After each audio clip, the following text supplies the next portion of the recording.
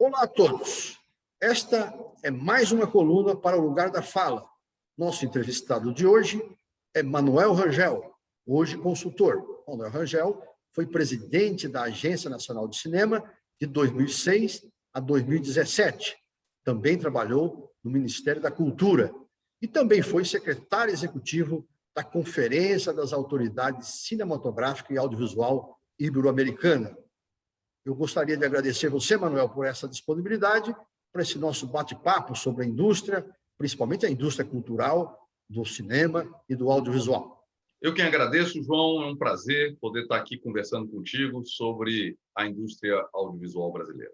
Nós sabemos que com a pandemia, inclusive dados do IBGE, da Pesquisa Nacional para o Domicílio, isso no ano passado ainda, no final do ano, mostrou que cada 2 pessoas empregadas no setor do audiovisual, do cinema e da cultura em termos gerais, acabaram perdendo seus empregos. E nós sabemos hoje que a indústria cultural corresponde proximamente a 2% do PIB, cerca aí de 170 bilhões de reais. O que fazer diante dessa condição que nós estamos atravessando, principalmente em relação à pandemia, onde o setor cultural é o setor que primeiro entrou nas restrições e, com certeza, será o último a sair. Que políticas podem ser desenvolvidas para esse setor, para que minimize um pouco a crise por que está passando esse setor neste momento? A situação é muito difícil, né, João, para toda a atividade econômica do país e para todos os brasileiros, pela forma como a pandemia em si já é uma situação muito crítica, mas a condução dos assuntos relacionados à pandemia torna ainda mais crítica a situação no Brasil, para os brasileiros, para a atividade econômica em geral e para a atividade cultural e do setor audiovisual em particular. No setor audiovisual, a pandemia provocou uma paralisia das produções, dos filmes, das séries, dado que as equipes são equipes grandes, muitas das produções realizadas em locações, o que envolve uma mobilização grande de recursos e de pessoas, e, portanto, na conjuntura da pandemia, não era possível continuar a realizar a maioria das produções. Obras pequenas, com cenários menores, que podiam ser realizadas em estúdio, com pouco elenco, com pouca equipe, ainda tentaram realizar, algumas foram realizadas, poucas, a maioria deixou de ser produzida. Esse é um cenário muito grave, porque a indústria audiovisual não apenas mobiliza profissionais, artistas, técnicos relativos à própria profissão e à própria produção de obras audiovisuais, mas ela também alimenta toda uma cadeia de prestadores de serviços, como, por exemplo, caterings, restaurantes, serviços de transporte, serviços de figurino, portanto, indústria da moda, profissionais do campo elétrico. Há um conjunto de recursos que são mobilizados numa produção audiovisual, marcenaria, que deixam de ser mobilizados quando as obras param. A verdade é que não há uma solução completa para esse setor, enquanto durar as restrições da pandemia, mas há medidas mitigadoras que podem ser realizadas pensando não apenas na atual conjuntura, mas pensando no momento seguinte à pandemia. Por exemplo, seria possível realizar um amplo investimento no desenvolvimento de obras cinematográficas e obras seriadas para televisão, fazendo com que houvesse um forte investimento na criação de projetos que depois entrariam em processo de produção. Também seria possível continuar apoiando a produção e a preparação da realização das obras, sobretudo fazendo a distinção entre aquelas que podem começar a ser preparadas e aquelas que não podem ser preparadas. Outra coisa que poderia ser feita seria o apoio à difusão dos filmes e das séries pelos mecanismos do streaming, pelos canais da TV paga e mesmo pela TV aberta, e impulsionar a circulação das obras audiovisuais brasileiras e brasileiras independentes já realizadas pregressamente à pandemia. Tudo isso faria com que recursos fossem injetados na atividade econômica do setor audiovisual, criando não uma solução plena para o setor, mas criando condições de mitigar as dificuldades que a crise traz para o setor. Uma das iniciativas mais relevantes que atendeu o conjunto do campo da cultura foi a Lei Aldir Blanc, uma lei que foi gestada no Congresso Nacional por deputados e senadores, aprovado por unanimidade tanto na Câmara quanto no Senado, que acabou sendo acolhida pelo governo federal e permitiu que os estados e os municípios desencadeassem editais convocando artistas, produtores culturais, equipamentos culturais a continuarem realizando algum tipo de atividade, permitindo, portanto, uma transição enquanto se vive essa situação da pandemia até a chegada, um restabelecimento pleno das atividades do país. Então, saindo um pouco dessa discussão do impacto da pandemia na indústria cultural, na indústria do audiovisual, no cinema, vamos falar um pouquinho da lei do serviço de acesso condicionado, que é uma lei que foi aprovada em 2011. Lá tinha uma série de medidas, como a divisão ou a separação entre produtores, distribuidores, programadores, na própria lei, que definia essa separação da cadeia produtiva do setor. E de lá para cá nós tivemos um aumento sem igual das plataformas de vídeo, dos streamings, né? E muitas questões que estão colocadas lá na lei do SEAC, algumas como cotas nacionais ou outras garantias de distribuição de canais obrigatórios, com a vinda das plataformas de vídeo, ou seja, do streaming, tende a desaparecer nesse processo. Quais as mudanças que você acha mais pertinente hoje a ser feita na lei do serviço condicionado, de acesso condicionado? Veja, João, a lei do SEAC, a lei 12.485, que ficou conhecida como Lei da TV Paga, ela foi uma transformação importante do setor audiovisual brasileiro. Em primeiro lugar, porque ela removeu um conjunto de barreiras ao desenvolvimento do serviço de TV paga. Ela estimulou, impulsionou, junto com o Triple Play, ela e o Quadruple Play, ela impulsionou a expansão da base da TV por assinatura, que saltou de aproximadamente 6 milhões de assinantes no início dos debates da lei para algo em torno de 19 milhões e meio de assinaturas no país a partir da Lei 12.485. Portanto, ela foi uma forte impulsionadora da expansão do serviço de TV paga. Essa base de assinantes caiu, sobretudo, devido à crise econômica que o país atravessa desde 2014, 2015, uma crise que não foi superada e que reduziu o poder de compra dos brasileiros e provocou uma queda da base de assinantes. Mas, ainda assim, você tem uma base de assinantes no serviço de TV paga que é de mais de 14 milhões de assinantes. O que significa que é uma base muito superior aos primeiros 10 anos do serviço de TV paga no Brasil. É, portanto, um serviço ainda muito relevante, que atinge mais de 70 milhões de brasileiros espalhados por todo o país. Esse serviço, a lei, permitiu remover a barreira, criou as obrigações de carregamento de conteúdo brasileiro, criou as obrigações de carregamento de canais de conteúdo brasileiro, estimulou a competição entre os distribuidores de TV paga e entre os programadores de TV paga. Ela foi, portanto, uma lei muito importante naquele momento na transformação do serviço. É claro que o mercado segue se desenvolvendo e as plataformas de streaming, que lá no início da discussão da lei, em 2007, ainda não eram fortes, ainda não eram ativas, quando a lei foi promulgada em 2011, essas plataformas já haviam chegado ao Brasil e quando a lei entrou em pleno funcionamento, a partir de 2012, já se tinha uma presença significativa do serviço de streaming no Brasil. Esse serviço se desenvolveu e desde 2015 e 2016 a gente pode dizer que há uma maturidade do serviço de streaming no Brasil. Mais recentemente, nos últimos 2 anos, nós começamos a assistir, 2, 3 anos, nós começamos a assistir uma nova transformação. Ou seja, de um lado você tem o serviço da TV paga, o SEAC, de outro lado, você tem o serviço de vídeo por demanda, o chamado streaming, e nós passamos a ter um serviço híbrido, ou seja, prestadores que entregam, ao mesmo tempo, serviço de vídeo por demanda e serviço de TV paga dentro da mesma plataforma. Como distinguir? Ele entrega obras que podem ser acessadas de maneira avulsa, no horário, no momento em que o espectador quiser, consumidor quiser, e entrega nessa mesma plataforma, na mesma assinatura, canais que transmitem 24 horas por dia em fluxo ininterrupto e que o espectador, o consumidor, não tem condições de interferir naquela programação que está transcorrendo diante dele quando ele acessa a plataforma.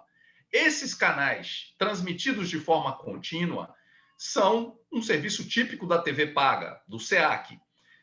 O acesso a obras avulsas é um serviço típico do vídeo por demanda. Hoje você tem situações de plataformas que entregam os dois serviços numa mesma assinatura. Isso que o mercado impulsionou porque é do interesse das pessoas, impulsionou porque facilita o acesso de todos nós aos conteúdos que queremos ver. Os reguladores deveriam ter procurado adequar ao marco legal vigente no Brasil, às leis que regem o setor e aos parâmetros que estão estabelecidos. Ocorre que o que se deu foi o contrário. Depois de um primeiro movimento feito pela Agência Nacional de Telecomunicações para fazer valer as regras da Lei 12.485, quais são essas regras? Aquele que programa não distribui, aquele que distribui não programa, que são vedações do artigo 5º da Lei 12.485, e depois de um primeiro movimento onde a Anatel, fiscalizando o mercado, apontou que não se poderia oferecer canais de TV por assinatura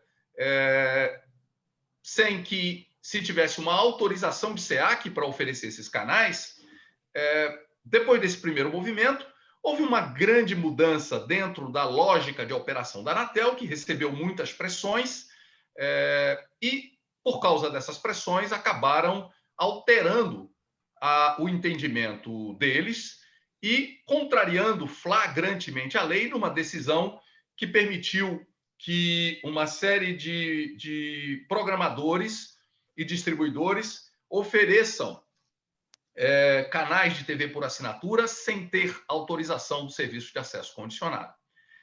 Essa decisão acabou sendo também corroborada pela Ancine. E nós passamos, portanto, a viver uma situação em que a Anatel e a Ancine decidem contra a lei simplesmente por entender que foi uma evolução do mercado e que, portanto, deveria haver uma adequação. Ocorre que não há na lei, seja a Lei de Telecomunicações, seja a medida provisória 2228, que recepciona a criação da Ancine, nenhuma nem outra oferece às agências reguladoras o poder de alterar leis. Esse é um poder do Congresso Nacional. Eles o fizeram nesse quadro de anomalia institucional que o Brasil vive. Isso é contestado por parte do parlamento brasileiro, mas não houve outros desdobramentos dessa matéria. Então, essa é a conjuntura em que se dá a nossa conversa aqui. Mas você me pergunta como deveria evoluir a lei do SEAC ou como deveria evoluir a regulação do setor audiovisual para lidar com essa nova realidade. Eu diria o seguinte: as plataformas de streaming, todas elas, as puras e aquelas que são oriundas das TVs abertas ou oriundas das programadoras de TV paga, elas cumprem um papel muito benéfico ao setor audiovisual. Ter muitas plataformas que se dedicam ao serviço de vídeo por demanda, ao serviço do streaming, operando no Brasil, é muito relevante. Enriquece esse mercado, fortalece esse mercado, potencializa as possibilidades dessa atividade econômica no Brasil.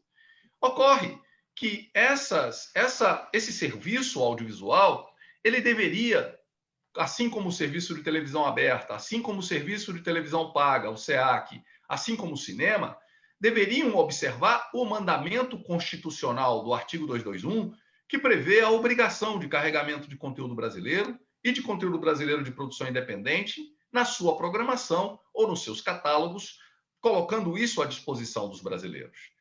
O que eu quero dizer com isso é que é óbvio para mim que há uma necessidade de atualização do marco regulatório audiovisual brasileiro.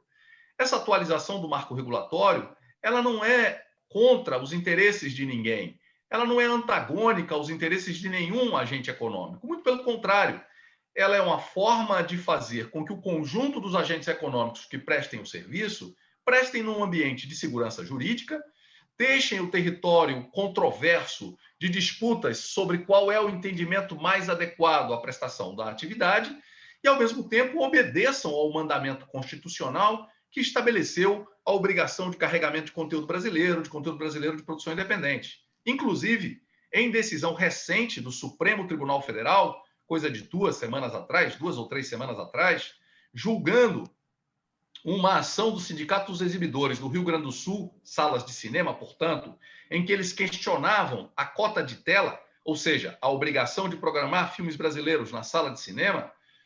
Mesmo depois do Sindicato dos Exibidores do Rio Grande do Sul desistir da ação, o STF entendeu que ele já não tinha o direito de desistir, que aquela era uma ação de interesse geral, julgou a ação e julgou dizendo que é constitucional o estabelecimento da obrigação de exibição de filmes brasileiros nas salas de cinema, assim como o Supremo Tribunal Federal, quando julgou a constitucionalidade da Lei 12.485, no intervalo que vai de 2015 a 2017, julgou constitucional a obrigação de carregamento de conteúdo brasileiro e de conteúdo brasileiro de produção independente pelos canais de televisão paga. Em resumo, o STF diz que a Constituição brasileira previu a obrigação de carregamento de conteúdo brasileiro. Isso é explícito no artigo 221 da Constituição, isso é explícito no capítulo 5, o capítulo da cultura da Constituição brasileira.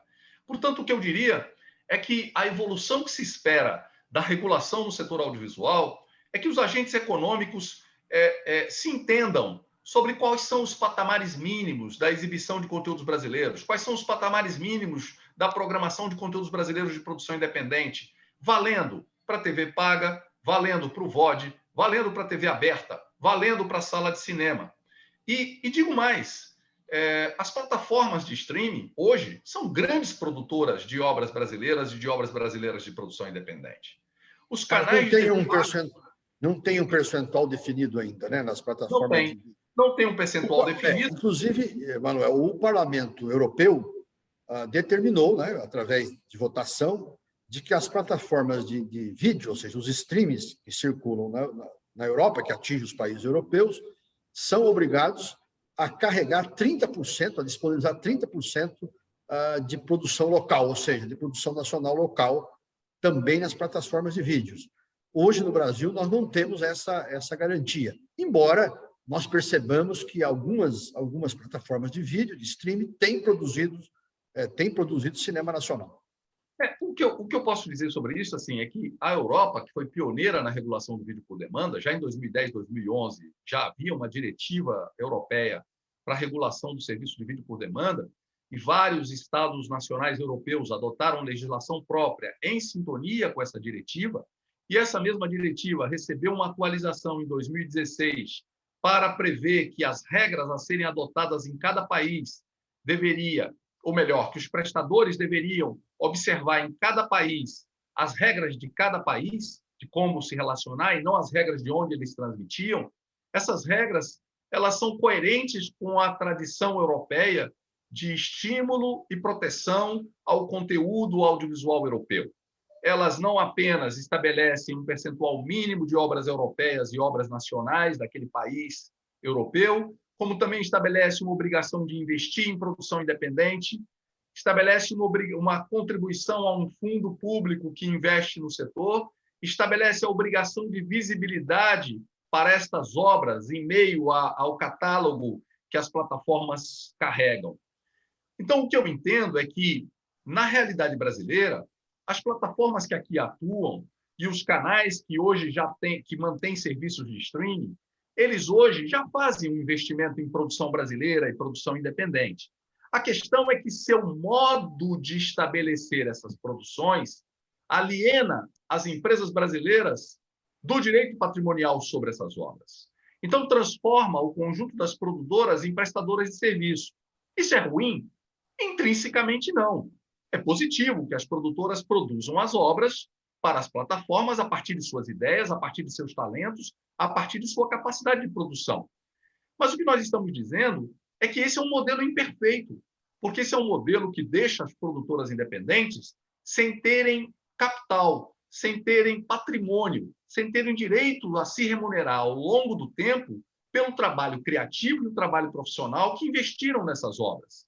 Nós entendemos que o melhor modelo é o modelo de produção independente, portanto, de compartilhamento da propriedade patrimonial das obras entre os canais e plataformas e os produtores independentes.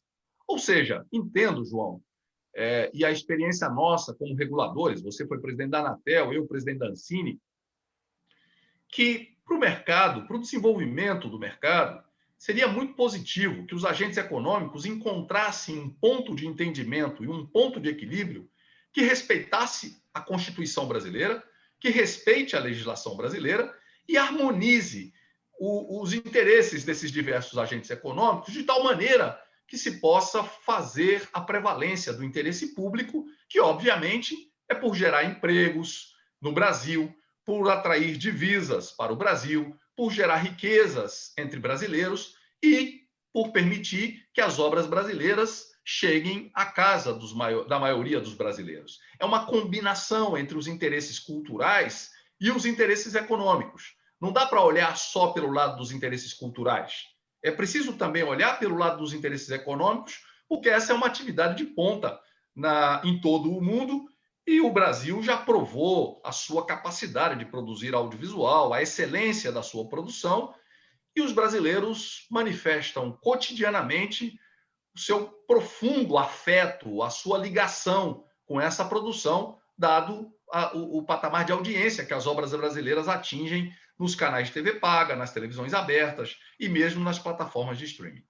Mas as possibilidades de uma alteração na lei do SEAC, ou seja, na lei que determinaria essa equalização desses deveres, desses condicionantes, inclusive de produção local, está muito distante. Eu acho que nesse momento, eu não sei qual é a sua avaliação, mas está muito distante de qualquer proposta em relação a isso, né? Eu coincido com você sobre isso. Por quê? Porque o Brasil não tem governo. Vamos falar com clareza, assim, o Brasil não tem governo. O Brasil não tem governo, as instituições estão funcionando de maneira anômala, reguladores estão legislando, reguladores têm medo de fiscalizar, estão abrindo mão de exercer suas competências, não há diretriz estratégica de como conduzir a evolução nem das telecomunicações, nem do setor audiovisual. Há embates ideológicos permeando questões que são apenas questões de interesse econômico do desenvolvimento do Brasil, vídeo debate do 5G, por exemplo, onde parcelas do governo atuam para coibir a concorrência e para encarecer os custos da implantação do 5G no Brasil. O que eu quero dizer com isso é que, embora você tenha uma forte mobilização de deputados e senadores no Congresso Nacional, a ausência de governo e a ausência de reguladores com visão estratégica nessa conjuntura, elas criam uma anomalia que torna muito difícil que a mera combinação entre sociedade civil e parlamento evolua para uma atualização do marco regulatório. Até porque, quando falta reguladores e governo orientando de maneira estratégica, a verdade é que cada agente econômico passa a raciocinar apenas e segundo o seu próprio interesse, exclusivamente. E tem muita dificuldade de visualizar aquilo que ele deve abrir mão do seu interesse particular em nome do interesse comum. O que eu quero dizer é que, na maior parte das vezes, é a atuação equilibrada do regulador e é uma atuação estratégica do Poder Executivo que faz com que a nobreza do debate público possa se estabelecer plenamente, fazendo com que as empresas olhem não apenas seu interesse particular, mas façam o devido, digamos assim, balanceamento entre o seu interesse particular e aquilo que é o interesse público. E é daí que emerge o interesse coletivo e a saúde do mercado e tudo mais. Então, eu coincido que é muito difícil que aconteça nesse momento, o que não significa que não deva ser debatido, pautado, problematizado, porque às vezes as questões demoram a ter resolução, mas elas acabam tendo resolução e a gente deseja que a resolução seja sempre no melhor sentido para o país, né? E para a atividade econômica. Well, nós sabemos que a indústria cinematográfica americana, por exemplo, tem uma larga produção cultural e faz disso um produto importante de exportação, inclusive de arrecadação de divisas para os Estados Unidos, para o governo americano. Nós temos no Brasil o Fundo Audiovisual. Você acha que é suficiente para que esse fundo, para que nós consigamos fortalecer a indústria de cinema local, pelo menos, não digo fazer frente ao poderio da indústria cinematográfica americana, mas pelo menos para ter competição, um pouco mais de competição da indústria cinematográfica local com os filmes que vêm de fora do país. Os Estados Unidos têm a indústria audiovisual mais pujante do mundo. Ela é a única que alcança todos os países do mundo. Ela é a única que tem estruturas globais de distribuição da sua produção, que está presente em todos os territórios do globo. E ela alcançou essa posição, em grande medida, dado o talento, a criatividade, a capacidade de seus profissionais, de seus artistas e profissionais, em grande medida, mas em outra grande medida, dado o poderio econômico, militar e político dos Estados Unidos no mundo. Desde o início, há uma íntima relação entre a Casa Branca, ou seja, o poder no governo dos Estados Unidos, e a indústria de cinema e audiovisual dos Estados Unidos. Há uma relação muito próxima entre Hollywood e a Casa Branca. Há literatura, a farta literatura sobre essa relação. Inclusive, Gore Vidal dedica um de seus livros que fazem a crônica da vida americana por mais de um século. Um dos seus livros chama-se exatamente Hollywood e é dedicado a revelar como se deu essa costura entre o poder americano e Hollywood e essa sinergia que passou a existir entre um e outro. É o chamado soft power, que os países almejam e alcançam quando suas sociedades e seus governos se dedicam de maneira articulada a alcançar essa posição. Eu entendo que no Brasil a gente tem as possibilidades, as condições de atingir esse patamar. O que nos falta? Nos falta um pacto amplo da sociedade brasileira, das forças que governam o Brasil, dos partidos políticos, em torno dos interesses do Brasil. A gente perde muito tempo em disputas sobre os rumos do Brasil, em que a gente vê que parcela daqueles que atuam nessas disputas, na verdade, abriram mão da ideia de que o Brasil ocupe um lugar no mundo. Então, para essas pessoas, ter ou não ter uma indústria cultural robusta, ter ou não ter uma indústria audiovisual robusta, é uma questão secundária. Ela é uma questão muito relevante para aqueles que, dentro do país, acreditam que o Brasil tem um lugar a ocupar no mundo. O fundo setorial não é suficiente. O fundo setorial ele é muito relevante, ele é muito importante, indispensável para a manutenção de políticas públicas de cinema e audiovisual no país. Esses últimos 2 anos, em que o fundo setorial do audiovisual está praticamente paralisado, em parte pela ação do governo federal, em parte por questões da Agência Nacional do Cinema, tem sido muito prejudicial à atividade do cinema e do audiovisual no Brasil. Mas não é suficiente. É preciso também que a nossa indústria privada amplie seus investimentos no setor audiovisual. E para que ela o faça, é preciso que ela tenha condições de operar a distribuição, a programação, a circulação das obras audiovisuais, ou seja, se rentabilizar no nosso mercado interno e fazer do nosso mercado interno, que é um enorme ativo, plataforma para a ocupação do mercado internacional também. Então, eu acredito que essa combinação entre o investimento público do Fundo Setorial do Audiovisual e o estímulo ao fortalecimento das empresas brasileiras e sua capacidade de investir nesse mercado é uma combinação muito relevante que deve ser complementada com as parcerias com as empresas internacionais que aqui atuam, com o Estado brasileiro dizendo a essas empresas que, para que eles atuem no Brasil, eles devem também contribuir com o desenvolvimento da indústria local, e essa contribuição se dá fazendo valer os princípios constitucionais que regem a política pública de cultura e audiovisual, de cinema e de audiovisual do Brasil. Agora, uma questão mais futurista. Nós vemos muitos analistas colocando que a possibilidade das plataformas de vídeo, ou seja, os streams, vir a substituir a TV a cabo, a TV paga, né? Você acredita numa revolução nesse nível, no médio e curto prazo? Me parece que a TV paga continuará tendo uma certa importância ainda, embora nesses últimos anos tenha sofrido alguma estagnação, até muito mais vinculada à crise econômica do que propriamente à questão de conteúdo ou outra questão técnica qualquer. Você acredita que no longo prazo nós podemos ter uma evolução nesse nível de substituição quase que total da TV por assinatura, a TV paga? Eu acho que nós não vamos assistir uma substituição completa da TV paga. Nós vamos assistir uma transformação do negócio da TV paga. Essa transformação já está em curso. Como é que se dá essa transformação? Vai havendo uma combinação, um hibridismo entre a oferta do serviço de TV paga e a oferta do vídeo por demanda. E numa mesma plataforma, o agente econômico vai oferecer obras avulsas e vai oferecer canais, onde essas obras estão organizadas segundo um fluxo e segundo um trabalho editorial. Eu imagino que essas formas elas vão conviver.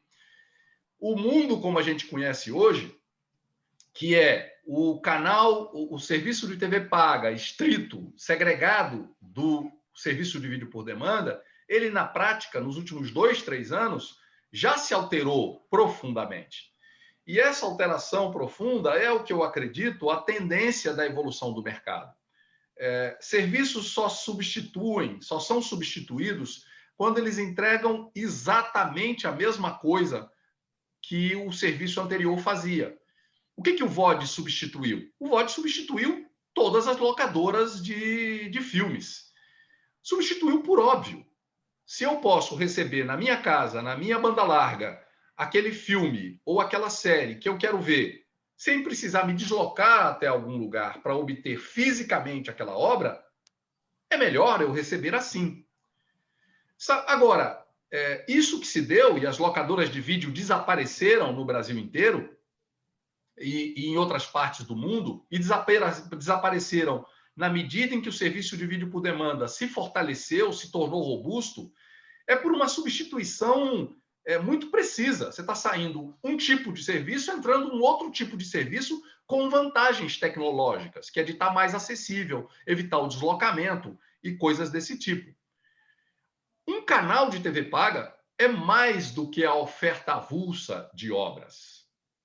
Ela é a organização de um processo editorial, é a organização em sequência de conteúdos, mescla conteúdos que têm um impacto,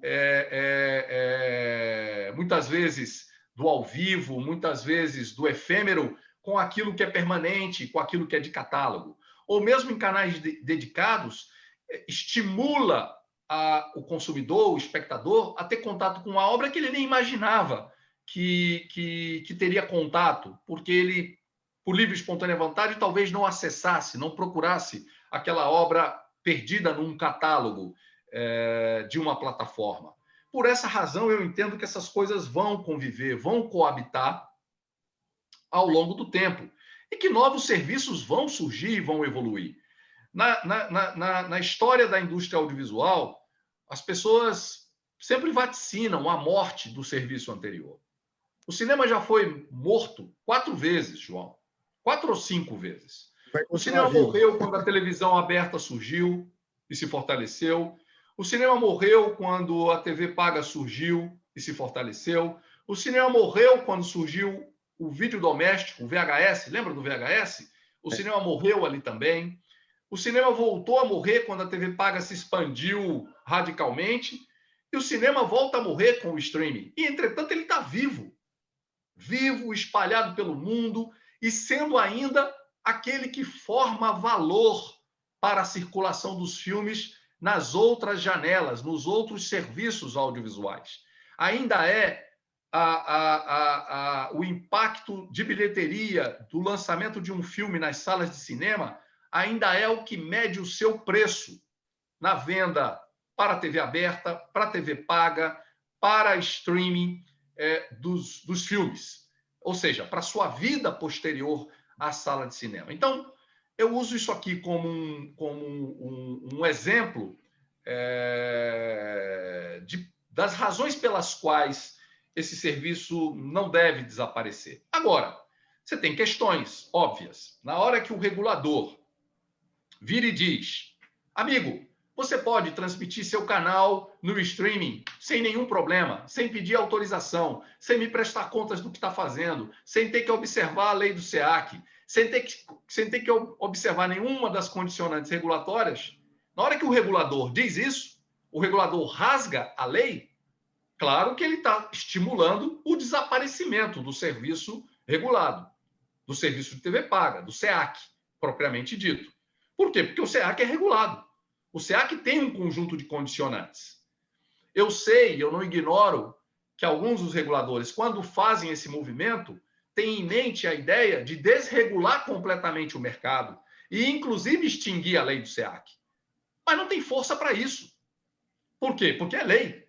Só quem tem força para decidir se uma lei é extinta ou não é o Congresso Nacional.